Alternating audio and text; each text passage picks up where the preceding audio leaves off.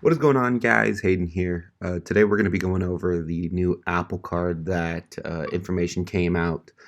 As you guys can see, I have the Apple Card website pulled up and also a Wisebread website, basically giving you credit card reviews on things that are out there, incentives that are out there, and I'm going to be telling you guys why I'm actually going to be getting the Apple Card. Yes, this is like the most millennial thing in the world. This card does not even have any sign-up bonuses, which is totally fine because basically what this card is giving is giving an incentive to use the Apple Pay platform by offering 2% cash back if you do use the Apple Pay platform. Also, the thing I really do like about this card is this feature right here. So being able to recognize and see what you pay for, when you pay for it, and where you paid for it.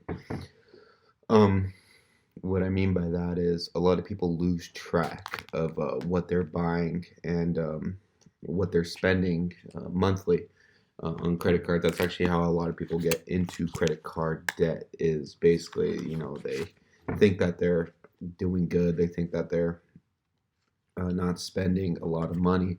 And when really and truly, it's really easy to hand somebody a credit card and, not physically see that money leave hands. That's when, as much as people hate it, cash works really well. Not debit cards, cash. It's harder to give up that dollar bill than it is to give up that card. And that's a psychology thing, when you actually physically see that dollar leave your hands, you physically see your work going into somebody else's rather than giving them a card and swiping it and not physically seeing, X amount of dollars leave your account and go into theirs. But this will make you recognize, okay, you know what, maybe I'm spending a little bit too much money on entertainment and shopping, and I can cut down on that by X% to cut down on my credit card spendage. And as you guys can see, it's 3% cash back at Apple stores, 2% if you use Apple Pay, which not every place accepts Apple Pay yet, and then 1% everything after. 1% is really kind of low, but then again, if we go over to this, yeah, you have your Capital One expenditure card, and it's 4% cash back on dining and entertainment, which is a valuable thing. So, what is entertainment to the base person? 2% at grocery stores, and 1% on every other purchase. 3% on gas, and I believe this is 1% on everything. Yeah, see, 1.5%. This is 6% cash back at groceries, right? Yeah.